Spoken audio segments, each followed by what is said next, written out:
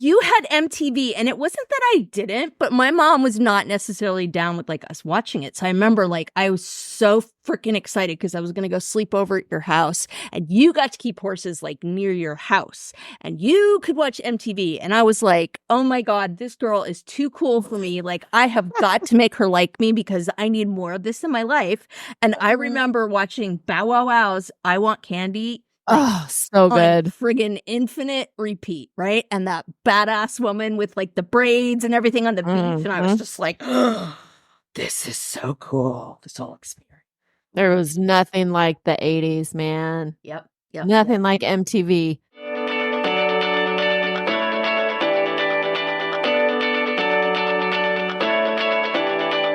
Welcome to Drinks with the Girls. Conversations for women over 40 around connection, change, and the power of female friendship.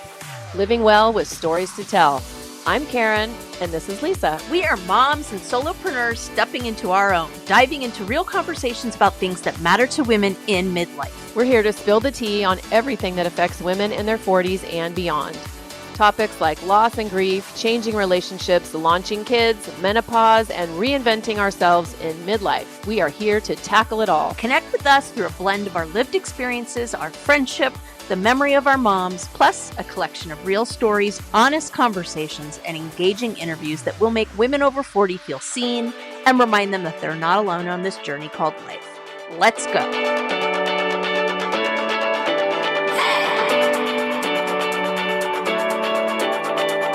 So I have a question for you, and it's a really, really important question. Hit me. Have you seen the new Bratz documentary about the Brat Pack? Oh, the Brat Pack. Oh my God, the Brat Pack. Swoon. No, I'm going to actually watch it with one of my high school besties. We're going to watch it together and have like a movie night at her house. So I'm excited. I'm super jelly because my husband walked in when I was watching it. He's like, what are these people whining about? I hate actors. Like, they're so self-involved. Like, we're supposed to feel sorry for them. And I'm like, you're ruining my vibe. Go away now, please. Right. And he's like, no, I'm not. I'm just asking a question. Yeah, it didn't go well for him. But here's my important question, and I think you can answer it without having seen the documentary. Yeah. Andrew McCarthy or Rob Lowe? I can't even believe that's a question. Okay, this may change the course of our friendship, so think very, very carefully. No shame either way. But I mean, come on, Rob Lowe, all the way. Team Andrew, all the way. Really? Oh my God, are you kidding me? Okay. Tell me what? It's the whole like, okay, well, first of all, the ending and Pretty at Peak. Hello, like, and oh my God, so cute. I just like, he just looks like a helpless little puppy and those blue eyes and just like, and here's the stupid thing for me. This is like, he seems attainable to me. Rob Lowe, not attainable. Yes. Not even remotely attainable. Yeah, right. I know. And the whole bad boy thing versus. Okay, true. Kind of, sweet, a little nerdy. Handsome, so, but St. Elmo's Fire versus Pretty in Pink, basically. Mm-hmm. Yeah. It's funny. I just started watching St. Elmo's Fire like a week ago. Yeah, because it's all over Hulu because they're like, hey, let's show every Brat Pack movie that ever existed, right? I'm here for it. Totally. Sign me up. Okay. Now I haven't watched the documentary yet, but oh my God, 16 Candles, the nerdy blonde kid. I can't remember his name. The actor. Michael Anthony Hall. Was he in the Brat Pack? Okay, so here's the other thing, and I'm not going to do spoilers, but they had this whole conversation about like, who's in the Brat Pack? Who's out of the Brat Pack, right? So like Leah Thompson from Back to the Future and Some Kind of Wonderful. He asks her that. He interviews her and he's like, so were you in the Brat Pack? And she's like, I'm Brat Pack adjacent. I and love so they it. go through this whole thing, and it's hysterical because if you look at social media, people are losing it. They're just like, oh, like I saw, what did I see? Oh, somebody was talking about Michael Anthony Hall, Weird Science, like, and oh, but they didn't talk to him. I'm like, no, he's Brat Pack adjacent. He's not Brat Pack. He's Brat Pack adjacent. So was Molly Ringwald in Brat Pack? 1,000%. Yeah. Even though she wasn't in St. Elmo's Fire. Correct. But she Or- was in The Breakfast Club. Oh, that's true. Right. Yes, of course. So they were But kind of Michael Anthony Hall was in that too.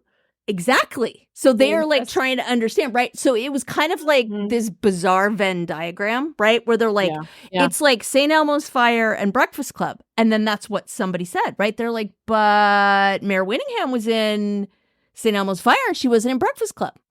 Mhm. So it's very weird. So basically consensus kind of, at least what I've seen, and I'm sure, let's start a controversy. Love controversies. Let's do it. Oh, yay. So basically what it came down to was, in my mind at least, Judd Nelson, Mm-hmm. Andrew McCarthy, Rob Lowe, Yes. Ali Sheedy, Mm-hmm. Molly Ringwald. Yep. Did I say Judd Nelson already? Yeah. But not Emilio. No, for sure Emilio Estevez, because here's the thing. He was the one that article was written about. And they 'cause talk about that in there. So that's where it originated, with whatever the Exactly. article was. So that author of that Exactly. article started the whole coin the term Brat Pack. Yes, and they interview him, and it's really, really interesting.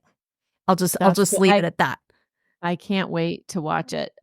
So, okay, here's a little question. So was the original Rat Pack, was there this fluidity in that group? You know, like Sammy Davis Jr., Frank Sinatra. So was it the same thing? Were people like questioning, well, who's in the Rat Pack? Or because I feel like it was a solid like 3 or 4, right? Yeah, it was Sammy Davis Jr., Frank Sinatra, Dean Martin, Jerry Lewis? No. The other dancer, singer, Fred Astaire? No. Dang it. I feel like I'm too young for this. Dude, isn't that such a good feeling? Yeah, you were too young to know this. I love it. Love it. Yeah, Sammy Davis Jr., Dean Martin, Frank Sinatra. I don't know. If you're listening to this and you know who it is, help us. Please help us, because this is just pretty sad. Yeah. So the 80s. And I'm not going to ruin the documentary, but it is also like a commentary on the 80s and just this idea of people kind of seeing themselves, right? And so that's my other question to you. If you could pick one character from a Brat Pack movie that you identified most with growing up, who would that be? That's such a good question. What was that other movie that Molly Ringwald was in? The one with 16 Candles? No, it was Pretty in Pink. It was Pretty in Pink with Ducky. Yeah. Yeah, with Ducky. Yeah. Ducky. Yeah. John Cryer. I mean, oh God, in the record store, that scene. Yeah. Oh my God. And her bestie that was a little older than her. Yes, Annie Potts, who I adore. Yes. Oh my gosh. Yes, so good. It's all coming back. But I identified with her just in that I always felt like I was not one of the cool kids. I wasn't on the, I didn't have the fancy clothes and the fancy car and all that. Yeah. That's a really good question. No, I mean, I'm right there with you, right? Because I went to this high school that was like Beverly Hills 90210, and we were by no means like poor. We were firmly middle class, but like there was no competing with these kids, like Jaguars for 16-year-olds and all that. So there was definitely a little bit of that for me too. And I think one thing, well, she did a lot of things well, but one thing Molly Ringwald did really well was this idea of a character that was not hip enough to kind of feel comfortable with everybody around her, but had like a very secure identity. Mm-hmm. Yeah. And it would be interesting to like dive into the friendships and all these. And I'm even trying to like rack my brain of all the Brat Pack movies, Yeah. But yeah, and 16 Candles too. I mean, she was kind of the same. It was like she was just on this outer. Yeah. Well, and also John Hughes, who directed boatloads of them, like Breakfast Club and 16 Candles and Weird Science. And he didn't direct Pretty in Pink. He didn't direct St. Elmo's Fire. I'm spacing about the other ones. Okay, now what about The Outsiders? Okay. Was it Outsiders? That's also a good question, right? Because that was another question, right? Some people are like, yay. Some people pay nay. Because it's like, okay, Patrick Swayze? No, not part of the Brat Pack. Tom Cruise? No, not part of the Brat Pack. Matt Dillon? No, not part of the Brat Pack. No, there's no overlap, I guess. So no, Right? right? Ralph Macchio? Nope, not part of the No. Brat Pack. Yeah. Yeah. C. yeah. Thomas Howell, But- not part of the Brat Pack. Oh, he was such a cutie. Yeah, I had he a crush was. on him. Oh yeah, he was cute. Yeah. Yeah, and as an aside, because of course that's exactly what we're doing on this episode is aside, have you seen the Patrick Swayze documentary? I Am Patrick Swayze. Dude, it's so good. It's so good. And my husband actually watched that one with me and was into it. So I was like, yay, thank you. Yeah. Your metrosexual side is coming out. This is a good thing. It's really good. It's sad as hell, but it's really, really good. And apparently he was very, very well loved in Hollywood. So there's a bunch of people that they interview, but there's all sorts of people on there like C. Thomas Howell and Rob Lowe who really worked well. I mean, they were very close with him and it kind of all came out of this Outsiders thing, right? Mm-hmm. And my favorite part of that is they're interviewing Rob Lowe and they're talking about the movie that Patrick Swayze did, Tu Fong Wu, Love Julie Newmar. Yes. Love that one. Yes. And Rob Lowe is like, you don't understand how much I wanted that part. He's like, I'm going to butcher this designer's name, so feel free to bring the hate in the comments because maybe I'll learn how to say it. Azadine Alaya? Bring the hate in the comments. I have no idea what I'm doing. I'm not a fashionista. At any rate, this like spiffy designer, right? And he's like, I bought this skirt and I showed up, but I had my hair done and da-da-da. And he goes, I go walking into the casting director and Swayze starts walking out. And I'm like, there's no way. I'm not getting this part. Right? Like, hello, the guy was a ballet dancer. My name is Karen Shatafian, and I am a shameless coffee addict and empowerment coach for women, and my love language is authenticity. My mission is helping women in midlife unapologetically design a life they're in love with. My website, KarenShatafian.com, has all my coaching packages and juicy things I have coming up, like my in-person retreat called Exhale in October 2024. You can find me on Facebook and Instagram talking about ways women can show up for themselves after decades of showing up for everyone else. Join me as we throw off the shackles and live our best freaking lives. That was the best thing about him. Like the coolest thing about him. Like he was the hottest, like the most handsome guy, right? And then he had all these roles and he had this persona that it was like, he just made it okay. Like he just he's like a football player from Texas that was in like the ballet corps, like legit. Yeah. And it was, I mean, I love the 80s because literally like, I just feel like, I mean, for goodness sake, look at all the 80s bands that, Boy George and even the hair bands, right? Yep. And Adam Ant, like the makeup was okay. It was okay to kind of have this gender bendy kind of stuff. And nobody really thought twice about it, right? Nope. And yeah, I just love the 80s. It was a very like, I digress. Yeah, no, me too. And I mean, I get it. Like we were both in high school back then and that whole thing. But no, the color, the makeup, the videos, like, I mean, the birth of MTV, like all of the things, right? And it's so interesting to see the bands that are still around, like Duran Duran.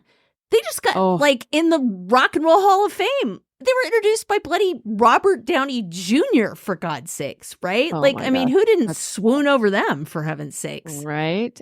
And they still kill it. I saw them a few years ago and they are still amazing. This is what I've heard. I really wish I could go to a concert. And I'll tell you, just as a little like singer aside, because I dabble in that, the fact that Simon Le Bon can still hit some of those notes, especially in what's the new one that they did that is a few years old now, but dang it.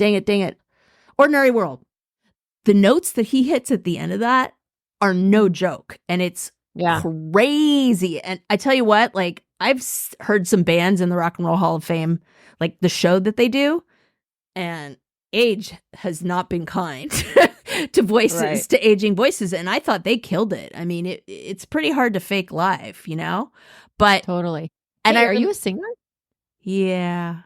I did not know this about you. Yeah, kind of, sort of. Love Can sing a it. karaoke tune or two. Yeah, for sure. Yeah, when I my love work karaoke. when my work friends get drunk and we're on conferences, they try to pay off piano bars to have me sing, which is also hilarious. So the whole like, where were you when, right? 80s, like that is huge, right? Like rapid fire. I can remember, for example, the first time I heard about Madonna. And I remember being in PE, right? And I hated PE so much, I did anything to get out of it. And that's actually how I started dancing, was I was like, oh, it's a dance class. I'm in. And I remember this girl who's kind of like edgy and hip. And she's like, have you heard of Madonna? And I'm like, Moada? Like what? Right? Mm-hmm. And she's like, Madonna. I'm like, no. And so she shows me the album. What was her first album called? I'm trying to remember. I know the first single was Lucky Star. And I remember just looking at that going, whoa, this chick is like, out there. Like the level of confidence exuding from that woman, it was like, that is next level. She scared me a little. Right? Okay, thank you for saying that, because I was like, I remember thinking, is that how I'm supposed to act now? I don't know if I can pull that off. Like I can chop my gloves off to have less fingers, but that is... Yeah, I don't know about that one, right? And then she came out with like a virgin. I'm like, I'm out. Oh, man. Can't do it. Well, Can't do it. Yeah. Papa Don't Preach. I mean, yeah, and when she had the book come out, I mean, that was later on, but like she was literally, pushing those edges big time. Yeah, for sure. And musically, all those things. So another, where were you in the 80s? Live Aid. Rapid fire. Give me your first thoughts. Yeah, you know what? Okay, and full disclosure, my memory is shite. So, Live Aid, I just remember seeing hello, thank you MTV, but I just remember seeing the We Are the World, right? Isn't that from Live Aid, We Are the World? No. I'm messing up my 80s trivia? Oh, Dear God, can we be friends? Okay, a quick historical timeline for those that aren't like obsessed with silly trivia like me. First came Boomtown Rats. Yes. Bob Geldof, who did Yes. Do They Know It's Christmas? Yes. Which, in my opinion, kicked We Are the World's ass. Just saying. Okay. Yeah. I had like this, remember EPs? 14-inch EPs, right? And they do like extended mixes. Yeah. So I own one of that, where it was basically like 80 bars of like Phil Collins doing his like drum and like the background, right? But it was like, oh, this is such a great mix. I love this, right? And you're like, huh. So it was there, right? And then We Are the World kind of came out around that, but then Bob Geldof organized Live Aid. And some of the people that sang on the We Are the World record did Live Aid, but it was out of the whole like, do they know it's Christmas kind of thing. And side note, there's a great documentary on YouTube on Live Aid too, if you're trying to get your 80s fix. It's really good. Well, I guess I need to watch it. But this is very Brat Packy feeling for me, because it's like, well, who did what? Right? So, okay. So the Live Aid, what was the song? What was the song deal from Live Aid? Yeah. So there wasn't necessarily a particular song, but there was memorable performances. And that's the other good thing about this documentary, is they go into like all the dirt, right? So for example, Phil Collins was the only artist that played in the one, I believe in the US, it was outside of Philadelphia, I want to say. I could be wrong on that. And then they did one at Wembley.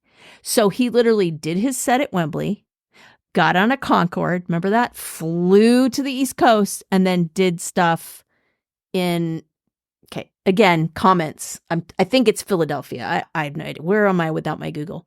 How do you even remember this shit? That's what I want to know. Okay.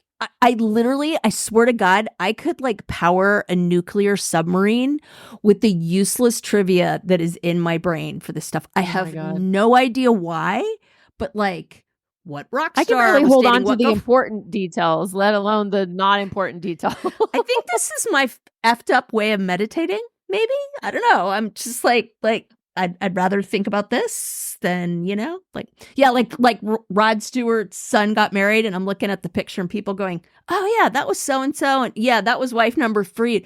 Where the heck is Kelly Emberg? And I'm like, how do I know this? Like, this is a little frightening. But okay, so back to Live Aid.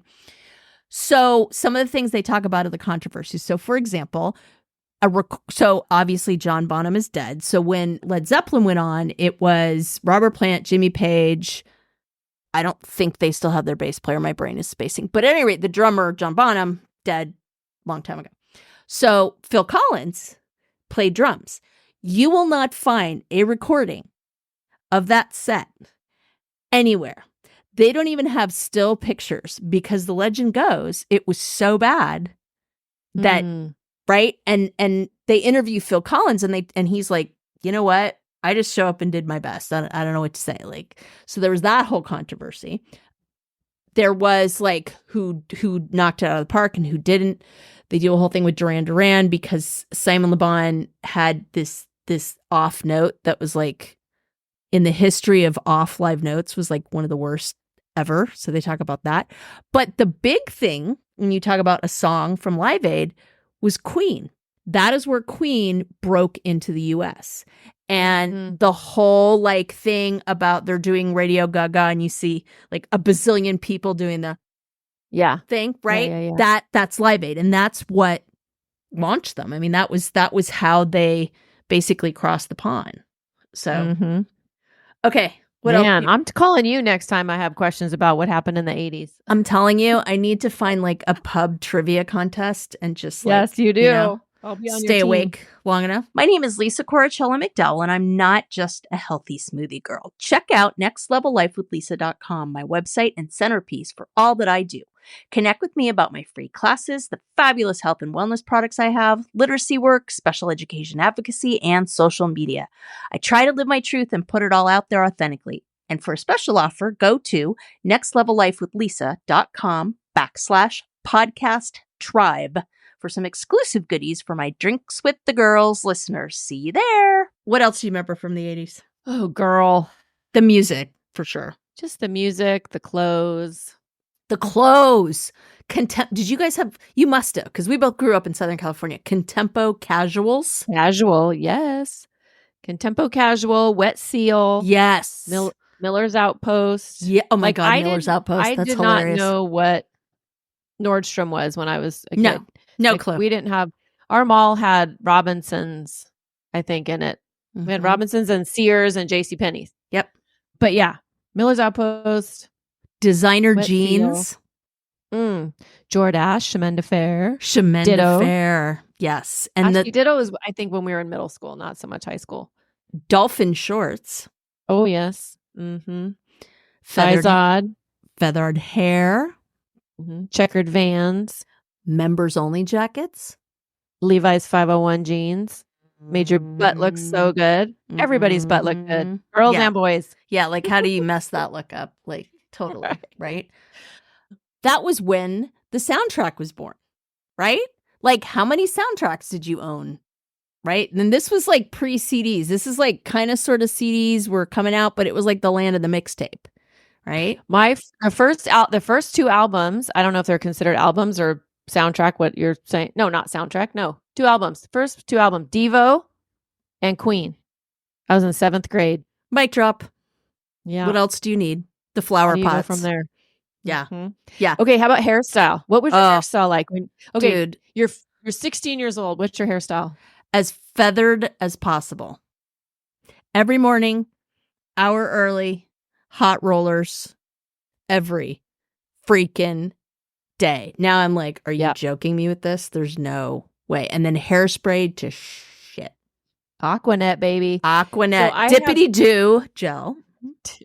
Oh my God. Yeah. You gel the sides. You pull them up. Yeah. It's like. Shoot them with the heat a little bit so they stick. Yeah. I had 3 distinct hairstyles. So when I was a freshman, my hair was like shaved on one side and shaved in the back and then parted on the side. And then it was like a little, like not A-frame, like a little bob. So you had that whole like asymmetrical, like edgy thing. Asymmetrical thing. I had that. And then I remember the feathering. Actually, the feathering I think was in middle school. So I think the feathering was before the shaved bob, whatnot. But I just do you remember just like you had your layers cut in and you would curl it all the way back. So there was like a seam running down the back. Yep. Say you figured if someone's behind you, you don't want them to notice you anyway. So it was all about the look front. Oh, Right. Ray-Bans. Ray-Bans. How could we forget Oh, yeah. Ray-Bans? Ray-Bans, for sure. And I mean, I don't think there was ever a decade where men's hair looked as gorgeous as women's. Legit. The feathers, Legit. long, just. Yeah, and it's So funny good. because people talk about mullets, but I'm like, Ooh. I don't know that was like the 80s. Like, it wasn't like party on the top, business on the bottom. No. It was like long flowing manes. Yeah, no, I feel like that maybe late 80s entering the 90s, the mullets. Yeah. I mean, when was Yeah. Billy Ray Cyrus famous? Because the 80s were the land of the hair metal, right? Like, that's the other Right. thing that was like all 80s, and it was growing John it Bon as Jovi. long as you can, right? Mm-hmm. The David Lee Roth. main. David Eddie Coverdale. Van Halen. Oh, I had the biggest crush on Eddie Van Halen. Really? God, I know. And he's just not, I mean, yes. I think it was his guitar playing skills. Yeah, and the hair. He had a cute smile, too. He did. Yeah, no, for sure. 100%. And then he married Valerie Bertinelli, and Mm-hmm. God knows after. No, the whole hair metal thing, like, I still listen to hair metal. Like, it's the best. It's the best. Let me ask you this. When MTV was first out, or not even first out, but when you heard somebody's video was going to drop and you had to wait and wait and wait and wait, like what band do you remember? Ain't no YouTube, people. Ain't no YouTube. Okay, well, let's see. That is a hard question because Madonna, of course, always. Mm-hmm. Thriller, obviously. That was like a big one.